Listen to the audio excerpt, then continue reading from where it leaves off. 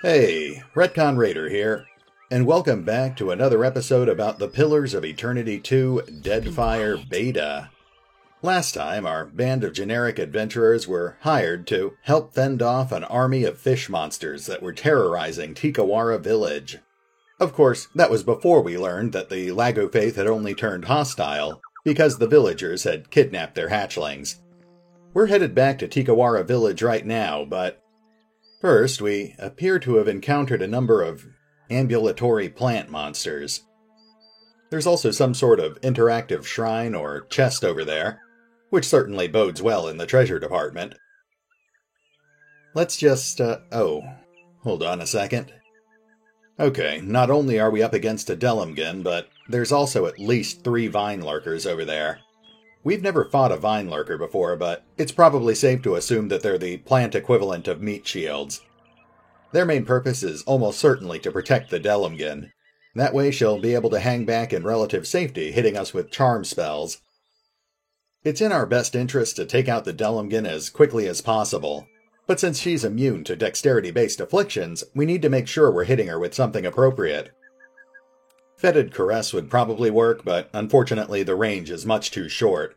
Our wizard would be spotted way before she got close enough to cast it.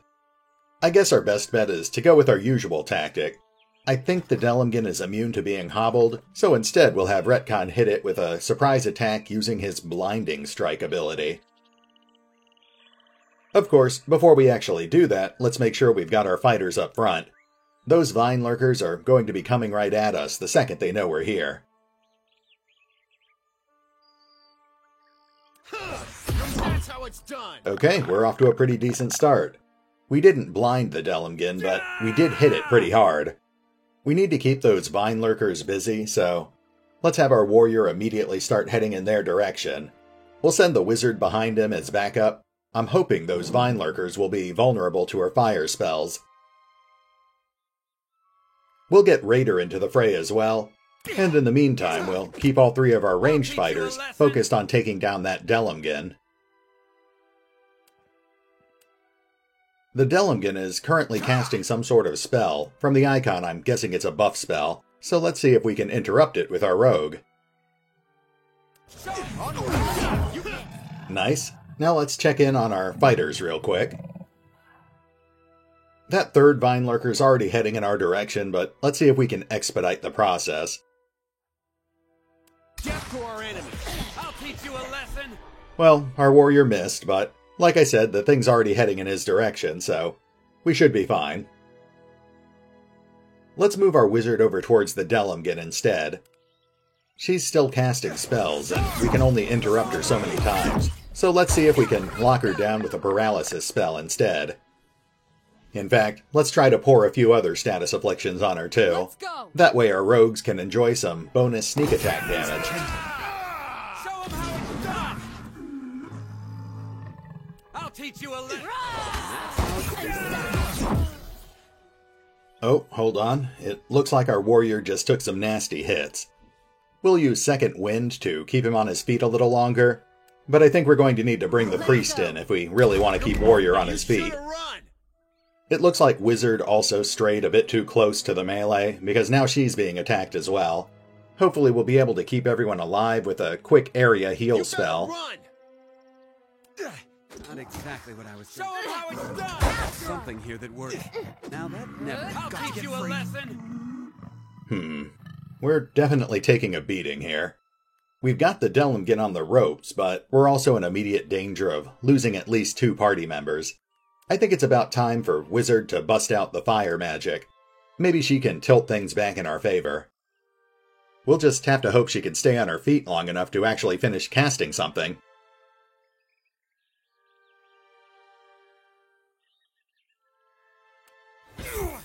Man, that summoned Stormblight is really tearing up our rogue.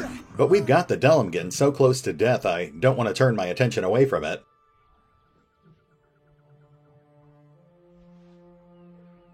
It looks like we actually took down one of the vine lurkers. That's certainly a step in the right direction. Let's make sure all of our fighters move on to another target. And just to be on the safe side, let's have Priest throw out another area healing spell.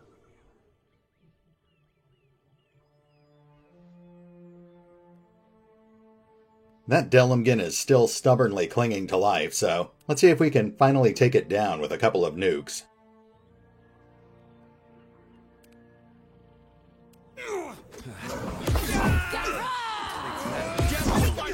There we go. The Delmgen has just made an explosive exit. Even better, now that the Delmgen is gone, so is the summoned Stormblight. That means we can turn our guns on the last couple of Vine Lurkers. Wizard is still taking a pretty savage beating there, but fortunately we've got healing spells to spare. But we really do need to do something about that Vine Lurker that's locked onto her.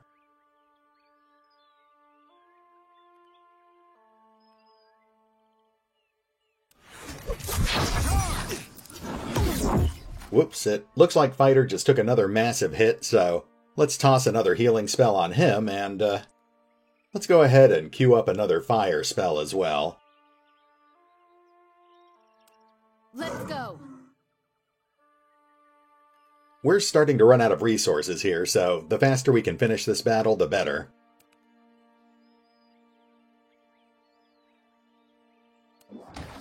Show him! Okay, that gets Fighter back into the fight, but we're definitely cutting it pretty close here. I'll teach you a lesson! Ah, there we go. We're down to one last Vine Lurker. We pretty much got the fight in the bag at this point, but that's no reason to get careless. Onward! We'll just get the whole party focused on our last enemy, and we'll let them do their thing, but we do need to keep a close eye on our hit point totals, just in case. It's not working! Show him how it's done! There we go. With the last foe felled, Retcon and his band of generic party members are free to loot the battlefield. Let's consolidate our party here, and then we can start searching the corpses.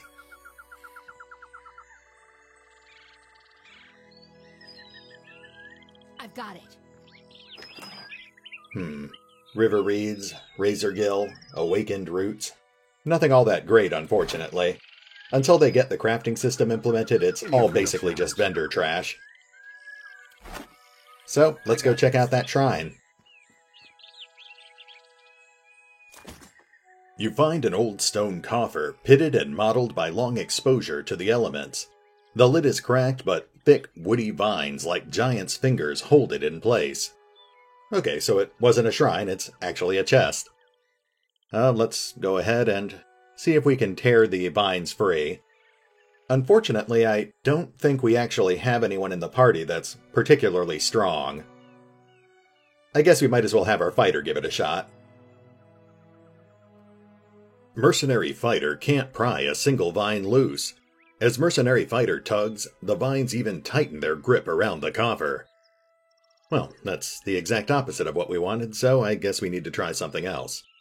Let's burn the vines with our torch. You hold your torch under one of the larger vines for several seconds. Eventually it shrivels into a twig. However, the nearest vines sprout new growths that reach over to cover it.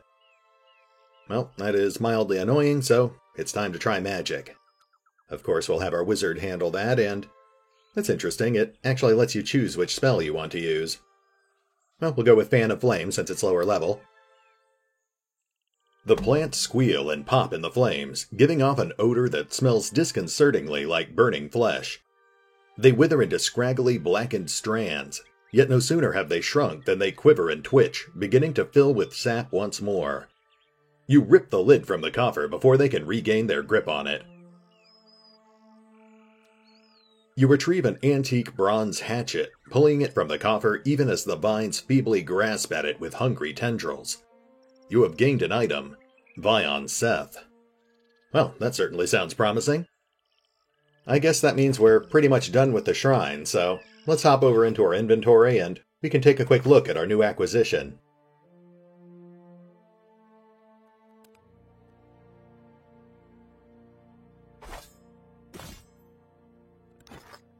Vion Seth, a unique one-handed hatchet. It's got the deflector property, that gives it a deflection bonus against melee attacks. It's exceptional, which boosts its damage and accuracy, and it's got Wood Splitter, which massively boosts its damage. It also makes the wielder immune to Tanglefoot attacks. And it's got a temporary description. It actually sounds like a pretty solid one-handed weapon, but again, I don't think we actually have any party members who are trained to use hatchets, so unless we gain more weapon proficiencies in the near future, we're just going to end up trading that in for gold. It's a shame, because those passive defensive bonuses would actually make it pretty ideal for our fighter. Oh well.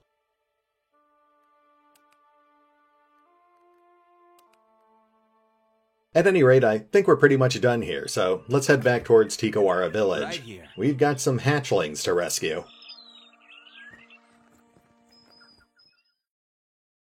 And here we are back in Tikawara Village. At this point, we're pretty much done exploring the starting island, but we do still have a couple of side quests to wrap up, so let's get over to the beach. Be right there.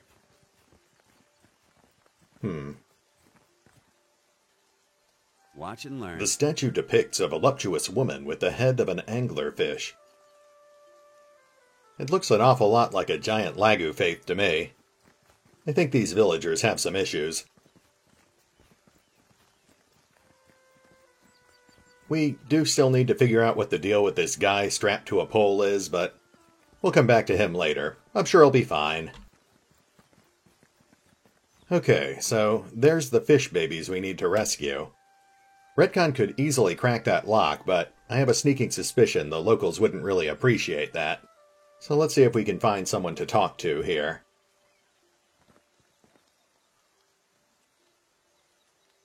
Why not?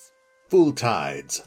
The fisherman lowers his head in greeting and wipes his hands on his sarong, which is mottled with fish guts. He doesn't meet your gaze. Why are those lagu faith caged? Himwehi and the other Mataru found them when they explored the island. He looks at the creatures with mingled trepidation and disgust. They bare their teeth in response, flies buzzing around their clouded, gunky eyes and dull patches on their scales. Said maybe we train them to build, and if the soil and sea are misers here, then we eat them. He shrugs, scratching at his incurved belly. Yeah, that's great, but I need you to free those Lagufaith hatchlings. Are you crazy? Then Himwehi will go and blame me. His burning eyes meet yours. You see the woman at the trading post, the angry one? He grabs your arm with a strong, sticky hand and points across the dock to a scowling woman who stands with her arms folded. She will have my corpse for bait if you do this. Why would she blame you? She despises me. How could disaster not be my fault? He snarls. Besides, the Ranga will bury her at high tide if she so much as insults you, or any foreigner. I see. At least go and see her before you release her prizes, then maybe I find some other place to be until her anger cools. He lets go of your arm, leaving behind a few glimmering fish scales. Alright, I'll go do that. I'm pretty sure we know exactly who he's talking about. We had to deal with her last time, and she wasn't exactly the most pleasant conversationalist. So, let's get this over with. Consider it done. For what do you linger here? The village is much too quiet.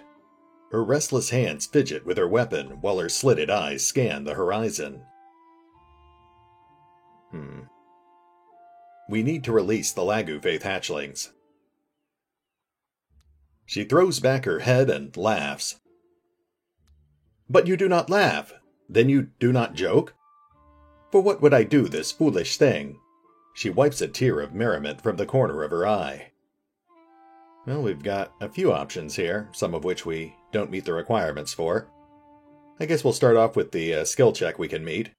Yeah, that's a diplomacy check.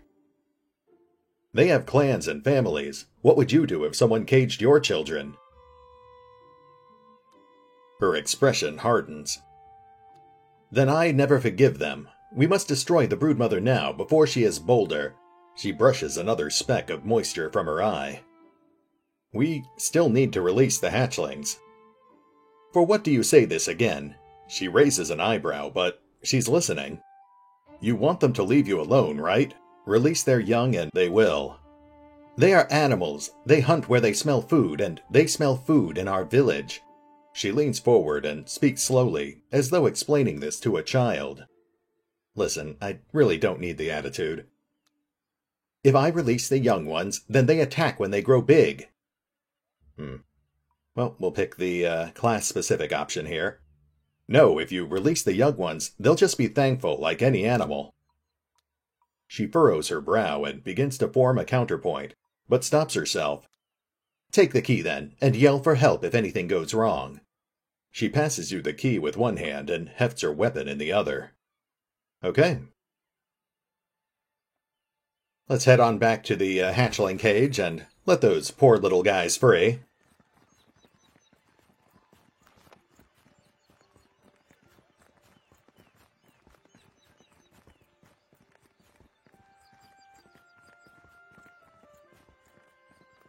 I guess we should check to see if Bakiho has anything to say. Nope, I guess not. Okay, let's crack the cage open.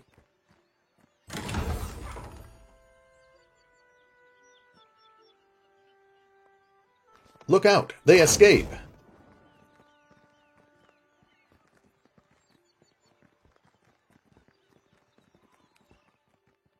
Leaping from the water, the broodmother eagerly chirrups and beckons towards her hatchlings. They rally around her with unbridled joy. She lets out a low-pitched warble when she sees you. The broodmother makes a show of removing her necklace and laying it out on the sand, then gesturing from you to the necklace and back again. Chirruping and waving her crest, the broodmother and her hatchlings dive back into the ocean. Oh, that was sweet. I hope the Lagufaith do not come back. Well, maybe try not kidnapping them next time.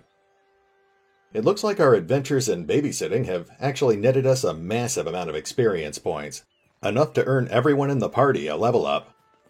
We'll take care of that in just a moment, but first let's run down the beach here and see what the broodmother left for us.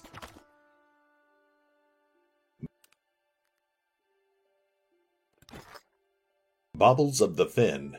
This necklace is an eclectic collection of detritus, trinkets, and oddments that caught the eye of its broodmother owner.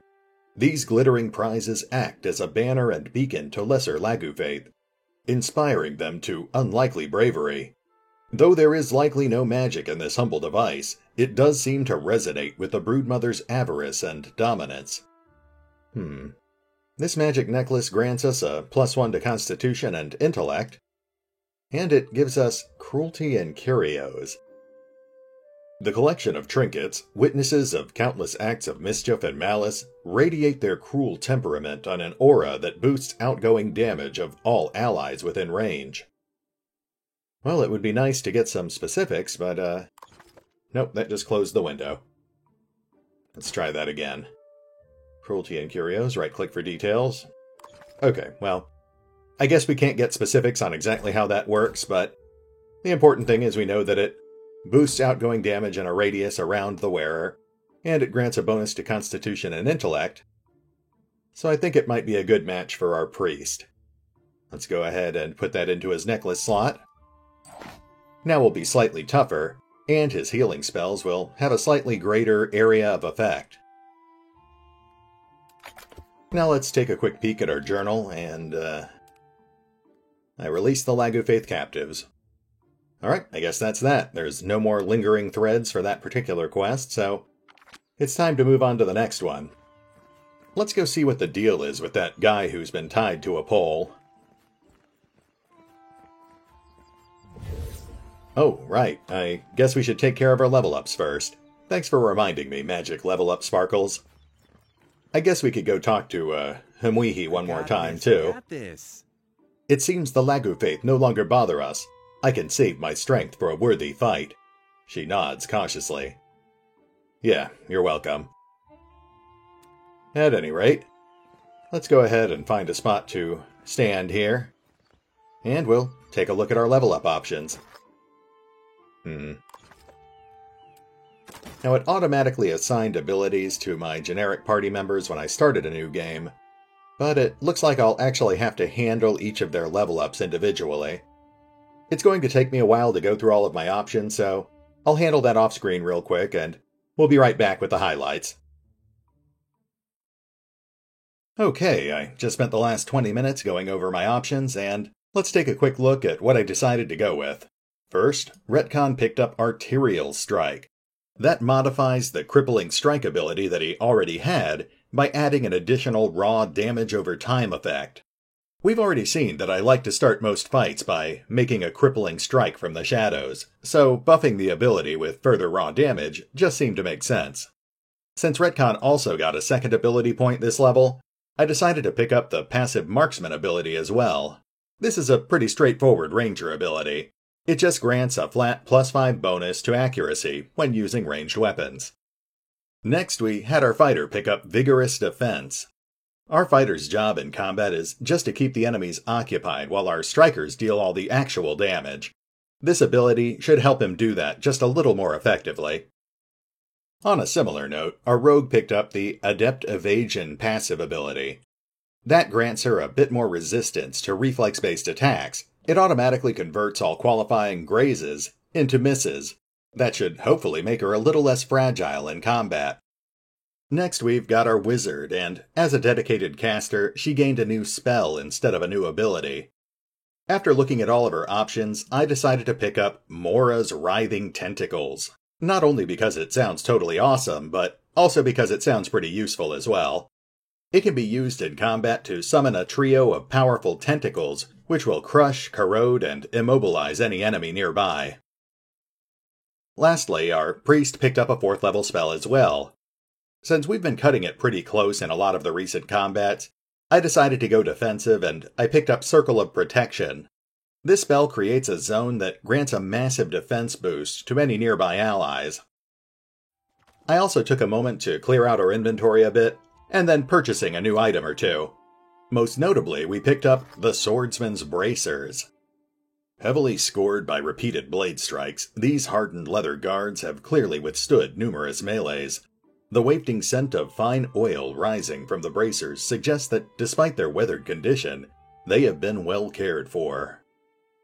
As long as our fighter is wearing these bracers in combat, 10% of all successful melee hits against him will automatically be downgraded into grazing blows.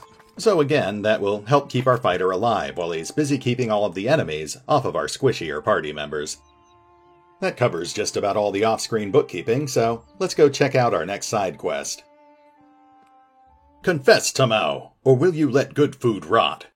A young warrior's forehead is furrowed with lines and beaded with perspiration. He stands over a man bound to a pole. Does mine look like a full-bellied idiot? Question the rest of the Roparu. We all hunger. Every word out of the bound man emerges as an agonized wheeze. He glares up at Mukumu. Disgrace! Any other Roparu has worked 10 times in a day what you have in your life, and they do not complain. The warrior pulls a dagger from his belt and thumbs the tip thoughtfully. Blinking, he turns to you, wearing a bright, friendly smile. Another outsider! You visit Tikawara in hungry times. Mukumu sighs through his nose. For what do you make of this hagfish, eh? Will Tamao confess if I tighten the ropes?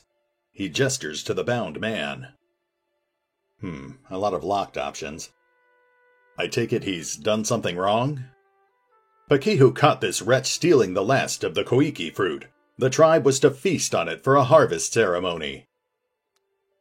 I stole no koiki, but I wish I had. I would have hid it somewhere most unpleasant. He bares his teeth in a defiant grin. You hear this? A second chance we give, and Tamao throws it in our faces. Mukumu holds the blade level with Tamao's heart. He's done this before? Lied and stolen, Akira. When we have food, he takes more than he deserves. He steals baskets and pots and even pilfered a spearhead from a warrior on the hunt. Exasperated, Mukumu mops his brow with the back of his hand. I say there is no person in Tikawara who he is not wronged in some way. Maybe no person in the Deadfire. What say you, Tamao? I say that I deserve what others have in plenty. Shade, a full belly, a moment to kneel on cool sands. He glares up at Mukumu. We stopped being a tribe when Ruanu dragged us into the path of the outsiders.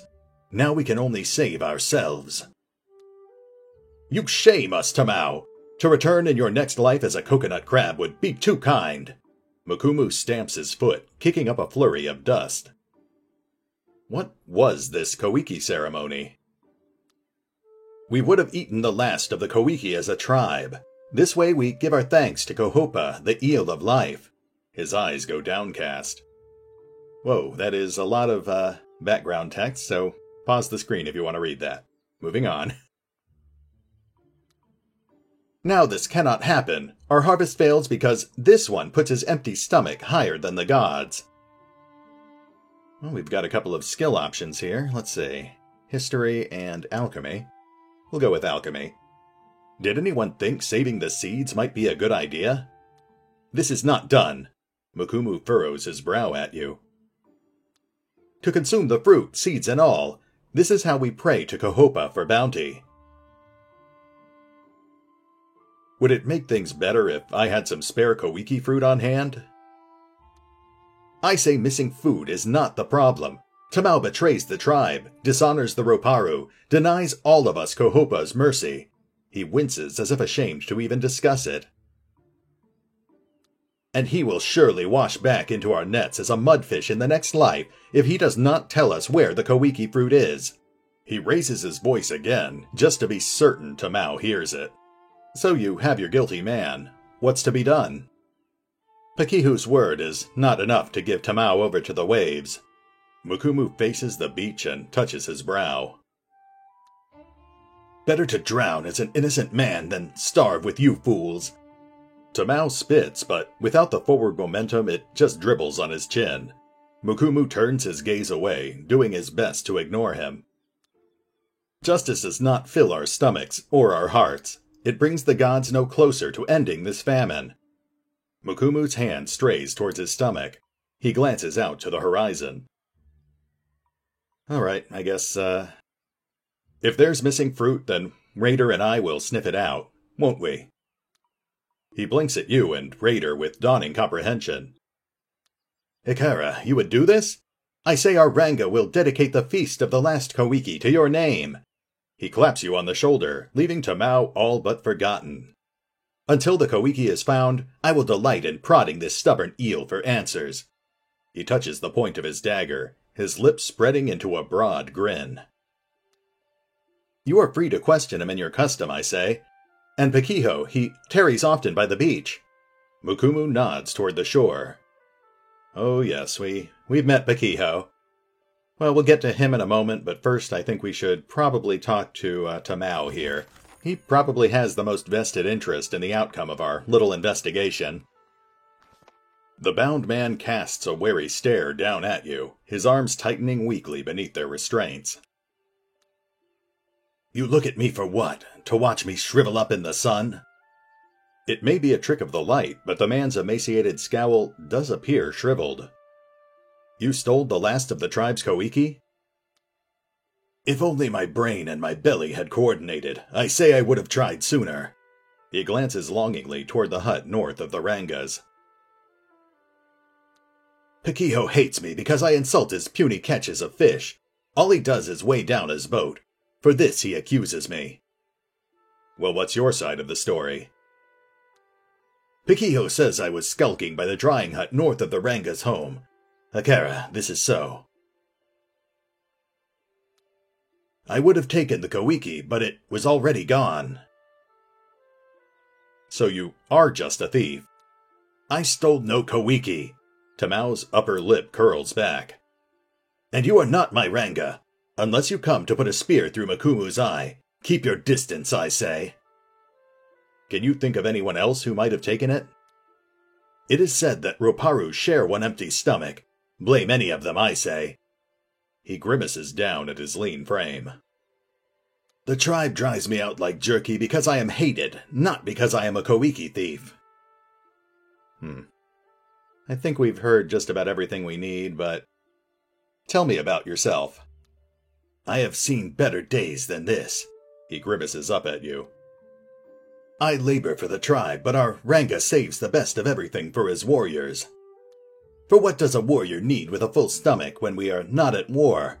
Tamao shakes his head and scowls. I had some questions. Then maybe you ask someone with both feet on the ground. Fair enough. All right. Farewell, Tamao. I guess I've got other leads to follow anyway.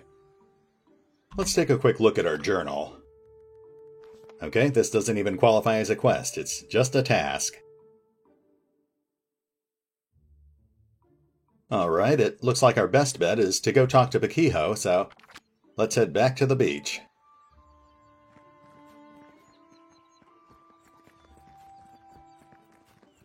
Oh wait, there he goes. Come back, Pakiho. I'll handle this. So, the hatchling scampered off then. He scratches the back of his head and shrugs. I hope they recall this as nothing but a bad dream, Akira. Yeah, that's great, but, Makumu says you caught Tamao stealing Koiki. Akira. He pauses and stares at you with wide eyes. Tamao was creeping around the drying hut where we stored Koiki for the ceremony, north of Aranga's home. He tips his head to gesture away, holding your eye contact all the while. I grabbed Tamao by the wrist and dragged him to Makumu. We found all of the Koiki were gone. The snake brought this on himself, I say. Now Makumu will deliver him to Tangaloa's maw, where he belongs. Pakiho nods slowly.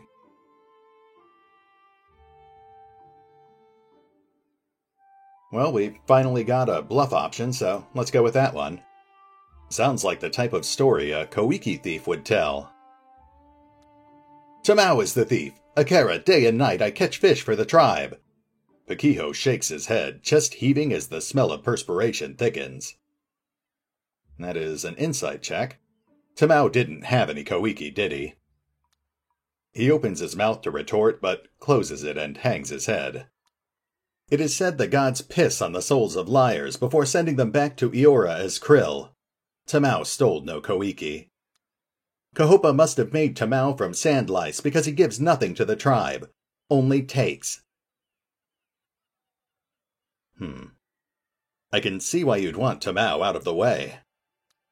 Akira, I say Tamao is guilty even if he has no Koiki juice on his hands.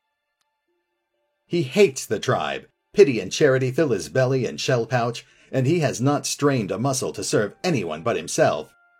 Pakiho balls his hands at his sides. Knowing this does not bring the Koiki back to the drying hut, but it will help to heal the tribe. Would Makumu accept your retraction without Koiki to prove it?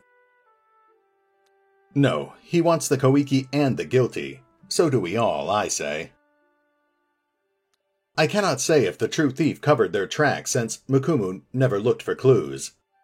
Pakiho shrugs and calmly brushes sand off of his foot. But the drying hut, Akira, in his sandals, this is where I would look. Well, at least that gave us another lead to follow. I've been playing for almost an hour now, so I think this is a good stopping point. We'll pick up here next time as we continue our epic quest to find who stole the Koiki fruit. And I guess we might start looking into that thing about the missing explorers or whatever. I mean, if we have time. For now, this is Retcon Raider, signing off. Thanks for watching. Oh, and remember, although I do love playing Pillars of Eternity 2, Deadfire, you can find out more about the game by visiting the official website, the official YouTube channel, or the crowdfunding campaign over on Fig. Links are in the description.